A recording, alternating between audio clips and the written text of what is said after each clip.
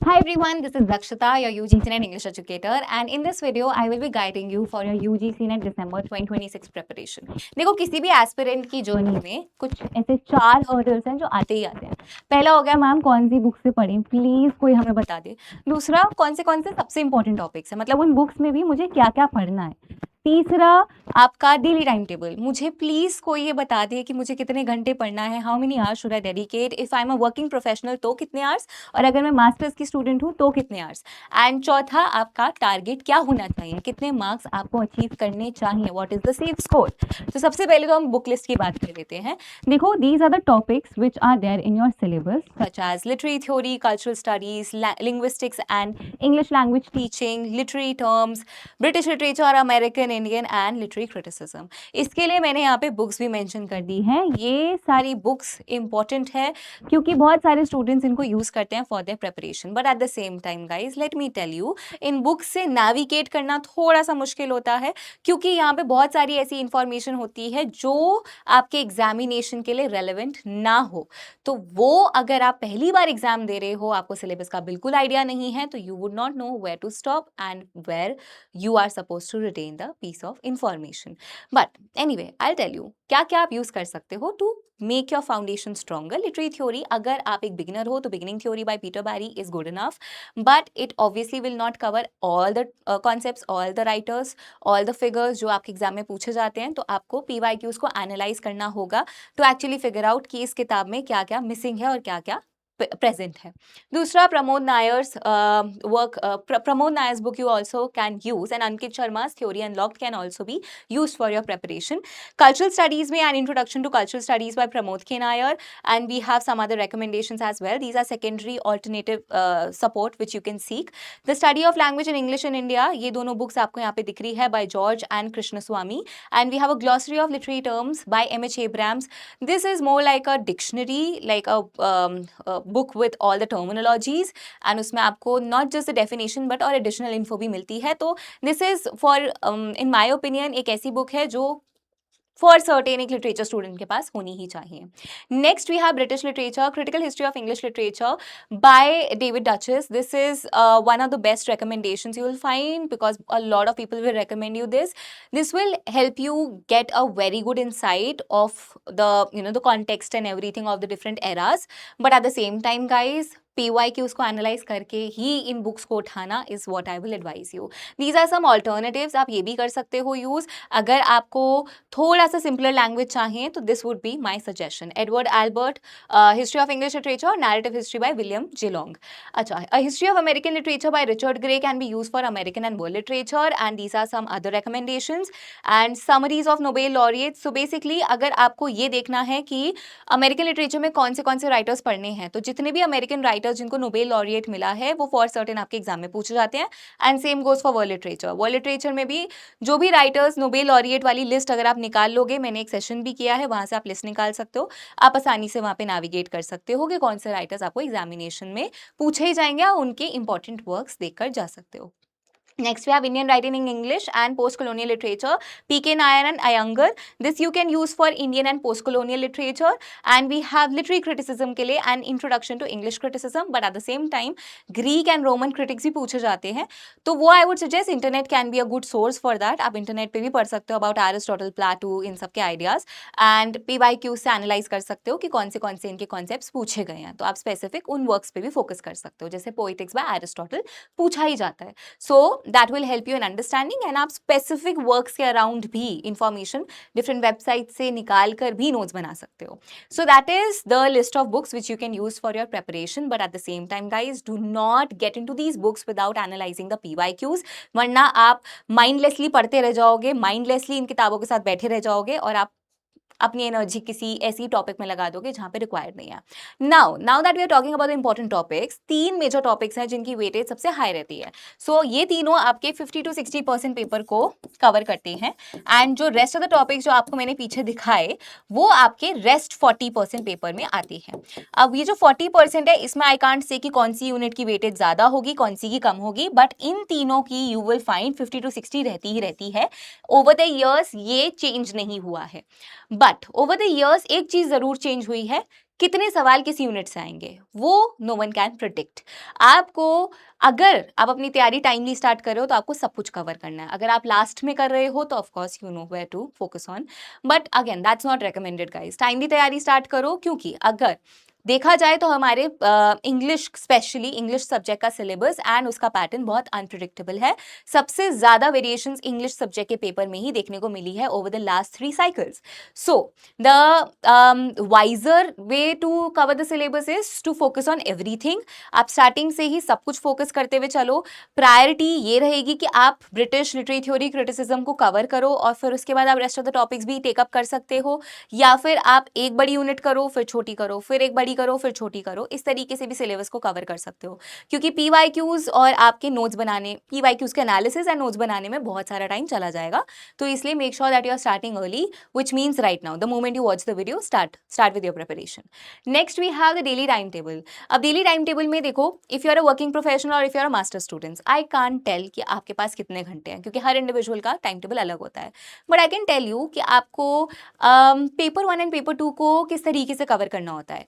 Paper 1 and paper 2 should be prepared simultaneously. कभी भी किसी ने भी आपके कान में आके ये बात बोली कि लास्ट में पेपर 1 कवर कर लियो, पेपर 2 पे ध्यान दे क्योंकि पेपर 2 का सिलेबस बहुत वास्ट है, please don't take that person's advice. Please, they don't wish the best for you, because paper 1 भले ही उसका सिलेबस कंपैरेटिवली कम है, but paper 1 is very scoring. Paper 1 is the paper which can boost your score. तो अगर आपको अपने score को एक सेफ जोन में रखना है, अगर आप चाहते हो कि मेरा पक्का पक्का JRF ही क्वालिफाई हो, तो पेपर 1 को लाइटली मत लेना। तो आपको दोनों को बैलेंस करना है। आप मानो अगर आप पेपर 2 को 4 घंटे दे रहे हो, तो आप पेपर 1 को 2 घंटे दे दो, मतलब आधा टाइम दे दो। आपको उतने घंटे देने की जरूरत नहीं है। बट मैं ये नहीं कह सकती कि 6 घंटे पढ़ो, 7 घंटे पढ़ो। मैं 12 घंटे पढ़ती थी, मैं literally 12, I am not even exaggerating.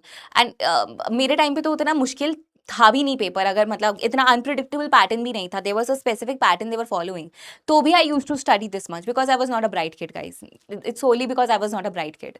अब यहाँ पे हर एक इंडिविजुअल पे डिपेंड करता है कि उसको कितने घंटे रिक्वायर्ड हैं। अब मुझे उस टाइम पे जितना मेरा दिमाग चलता था, मुझे उतने घंटे लगते थे कि मुझे रिक्वायर्ड है, because I was a very anxious kid. तो मैं पूरे दिन पढ़ती रहती थी और मेरे नोट्स बनाने में ही सारा टाइम चला गया था। आपके केस में आपको पता होगा, आपका फाउंडेशन स्ट्रांग है, तो आपको मे भी उतने आवर्स ना लगे। आप 5 to 6 आवर्स भी देकर आराम से कवर कर लोगे सिलेबस। सो कुछ लोग लास्ट के फ्यू मंथ्स में ही पढ़ के कर देते हैं, जिनका बहुत अच्छा होल्ड है सब्जेक्ट के ऊपर, लाइक बहुत अच्छा होल्ड। एंड जिनका नहीं है होल्ड, उनको 6 महीने भी कम पड़ते हैं। तो it all comes down to how much hours do you require, वो आप डिसाइड करोगे। But at the same time this is my advice, paper 1 and paper 2 में बैलेंस क्रिएट करके चलो।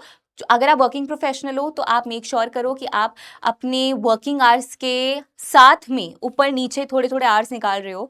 और at the same time I would suggest, if you are a working professional और a master students, get yourself a proper guidance. Please अपना time मत खराब करो, अपने 6 महीने 1 साल 1.5 साल मत खराब करो, मल्टीपल साइकिल्स देते रहो। और फिर बाद में, क्योंकि बहुत ऐसे केसेस होते हैं 2 साइकिल 3 साइकिल देने के बाद आते हैं कि मैम मेरा क्लियर नहीं हुआ है, अब मुझे please I think I need some guidance, proper guidance. Because मैं माइंडलेसली प्रिपेयर कर रही थी और मेरे को यही नहीं पता था कि कहाँ तक रुकना है, कैसे करना है। पैटर्न को analyse, we have analysed a lot of papers, we educators analyse a lot of papers, which is why we are able to create notes और create our classes in a manner कि हमें पता है कि आपको ये तो फॉर सर्टेन कवर करके जाना है, अच्छा इतनी डेप्थ में लेकर जाना है आप लोगों को। तो वो आई वुड सजेस्ट कि अगर आप लोगों के पास टाइम की कुछ क्रंच है या फिर आपका फाउंडेशन वीक है, then please don't even give it a second thought and get yourself enrolled. हाँ, टारगेट मार्क्स कितने होने चाहिए, अगर मैं आपको लास्ट 2 साइकिल से बताऊं तो लास्ट 2 साइकिल्स में आपका कुछ इस तरीके का कट ऑफ गया है आउट ऑफ 300। ठीक है, ये 300 के में से इतने मार्क्स आपको लाने थे। This is for the general category.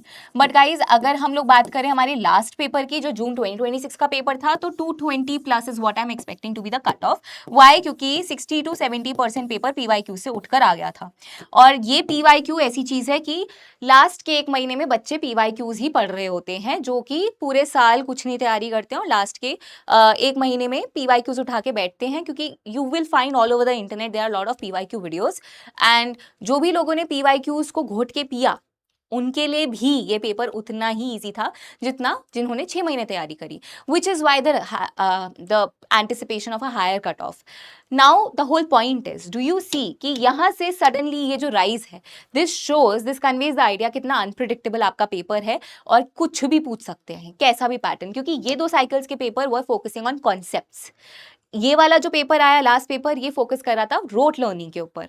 तो हम लोग को एक सडन शिफ्ट दिखा. अब वापस से अगर, क्योंकि जितना हमारा नॉइज क्रिएट हुआ है इस पेपर के बाद, तो वापस से they can turn towards concept. And you know कि एनटीए ने young professional 16 young professionals recruit भी कर रहा है वो रिफॉर्मेशन के लिए in the system.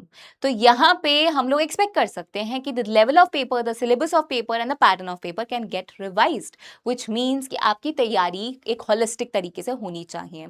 On that note guys, let me tell you, देखो, after everything that I have told you, I know it's a bit overwhelming, क्योंकि एज एन एजुकेटर मुझे भी बहुत टाइम लगा था अपने पेड नोट्स बनाने में.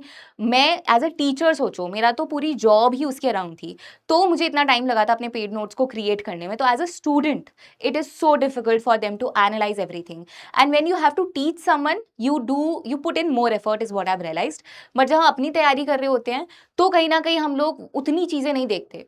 वो कहीं ना कहीं आई फील आपके एंड पे अगर हो रहा है, प्लीज़ अपना टाइम खराब करना बंद करो. Right now, there is a very good opportunity to get yourself enrolled. The prices are low, and I think कि this is the moment कि आपको पता है कि मुझे अपना 6 महीने 1 साल खराब नहीं करने. मुझे पता है कि मेरे पास इतना दुनिया भर का टाइम नहीं है कि मैं नोट्स बनाऊंगी, फिर उसके बाद मैं उसको बैठ के याद करूंगी, फिर रिवाइज करूंगी, फिर प्रैक्टिस करूंगी. That's not the way, that is not the sequence in which you're supposed to prepare. क्योंकि प्रेपरेशन होनी चाहिए, साथ में आपका रिविजन होगा, साथ में आपकी प्रैक्टिस होगी, एंड साथ में आप पढ़ते भी जाओगे नए कॉन्सेप्ट्स. ये होना चाहिए आपका स्केड्यूल. सो ये मेक श्योर हो सकता है only when you are properly getting yourself enrolled, where you are provided with everything. आपको कुछ अपने एंड पे नहीं करना है, आपको सिर्फ पढ़ना है. जो मम्मी पापा नहीं कहते थे कि तेरे को क्या करना है, तेरे को पढ़ना ही तो है, तेरे पास क्या काम है. तो आप लोगों के पास भी वही सिचुएशन हम क्रिएट करते हैं कि आप सिर्फ पढ़ो, बाकी सब हम करके दे रहे हैं. तो in my batch, this is exactly the approach I follow. I prepare my students for the worst case scenario, like जितना मुश्किल पेपर आना है आ जाए. We will be able to do that. That's what we are approaching, and not just for the UGC NET preparation, but we are focusing कि हम उसके बाद जो असिस्टेंट प्रोफेसर के इंटरव्यूज होंगे, हम उस हिसाब की तैयारी कर रहे हैं अपने बैचेस में. मेरे बैचेस स्टार्ट हो चुके हैं. This is the current price, you can see. ये प्राइस चल रहा है. This is a limited time sale, ये खत्म होने वाली है. If you want to avail this discounted price, use the code Dakshata, ठीक है. एंड लिंक आपको डिस्क्रिप्शन में इस वीडियो के मिल जाएगा मेरे बैच का. दूसरा, आप नीचे दिए गए नंबर पे भी कॉल कर सकते हो if you have absolutely any query around the batch. तो ये हमारा गारंटीड सिलेक्शन प्रोग्राम बैच है, जिसमें आपको 90%, अगर आप कंटेंट कंज्यूम कर रहे हो, 1x स्पीड पे हमारी सारी वीडियोस देख रहे हो, हमारा स्टडी नोट्स, हमारा कंटेंट A to Z आपने सब कुछ कंज्यूम करा है 90%, then we even give you 100% refund अगर आप क्वालिफाई नहीं कर पाओ. So that's the guarantee that we are providing you. बस आपको पढ़ाई करनी है, मेहनत करनी है, and we are standing with you. So this is it guys. I hope this video helped. आपको कोई भी क्वेरी हो, कोई भी और क्वेश्चंस हो, आप नीचे कॉमेंट्स में ड्रॉप कर सकते हो. I will be responding to that. Thank you for watching. Bye bye. See you letter.